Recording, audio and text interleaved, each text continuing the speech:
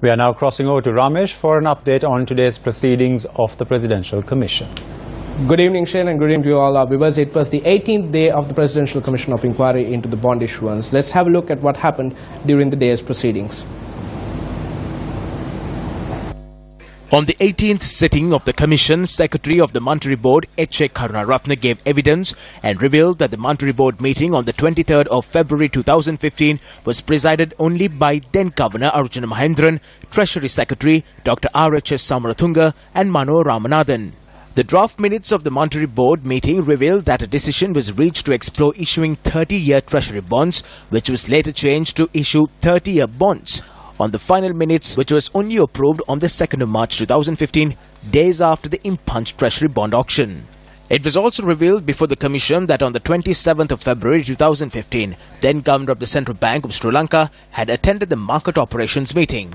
Karunaratne said it was extremely unusual for a governor to attend the meeting.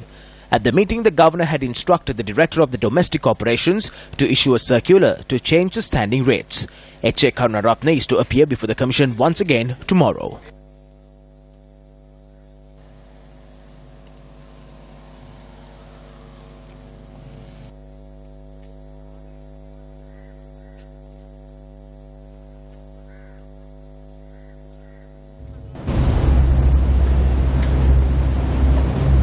Well, it has been 18 days since the Presidential Commission began its activities. So let's take a quick look back at what the key proceedings are during these past couple of days.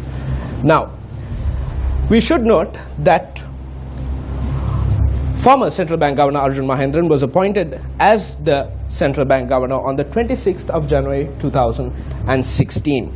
On the 16th of March this year, Secretary to the Monetary Board, H.A. Karunaratne, who we spoke about earlier in the package, said that during the month of February 2015 alone, 14 heads of department within the Central Bank of Sri Lanka were transferred. In addition to that, he also revealed at the Presidential Commission that over 500 lower-ranking officers were reshuffled within a span of 12 months. Now this, according to H.A. Karunaratne, is an unprecedented move from a central bank governor.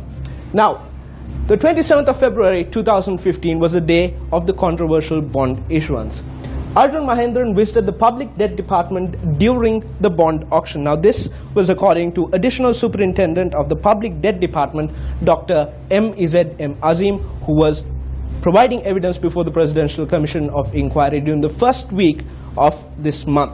He also said that the deadline of the auction was extended by 5 minutes based on a request of a primary dealer. Now, it was later revealed that during the final few minutes of this bond auction, a bid was placed, and that bid was placed, according to Azim, was by the Bank of Ceylon on behalf of perpetual treasuries amounting to 13.5 billion rupees. Now, as we know, perpetual treasuries has been linked to the governor of the central bank, former governor of the central bank, Arjuna Mahendran, as his son-in-law, Arjun Aloysius, was linked to perpetual treasuries. Now, BOC places 13.5 billion rupees in bids. Now, this is incidentally the first time, mind you, that a primary dealer has placed bids on behalf of another primary dealer in a bond auction. This was revealed by Central Bank Governor, the current Central Bank Governor, Dr. Indrajit Kumaraswamy, during his submissions to the Presidential Commission. Let's take a look at what happened next. Now, it was revealed that at 11:05 a.m. on the day of the bond auction, Arjuna Mahendran left the public debt department. This was also according to Dr. M.Z.M. Azim, who was providing evidence, as I said before, during the first week of March. At 12:30 p.m., Arjuna Mahendran instructs to accept the entirety of the bids received, that is over 10 billion rupees. Now, keep in mind that the first bond issuance was supposed to be only 1 billion rupees, but based on the instructions of former Central Bank Governor Arjuna Mahendran, the bids were accepted were over 10 billion rupees. And finally, we also need to note one more thing. Appearing on the 9th of March 2017, current opposition MP Bandula Gunawardena questioned the Commission, how did perpetual treasuries generate a profit of 12.89 billion rupees within a span of 21 months. He urged the Commission to investigate this and reveal the details.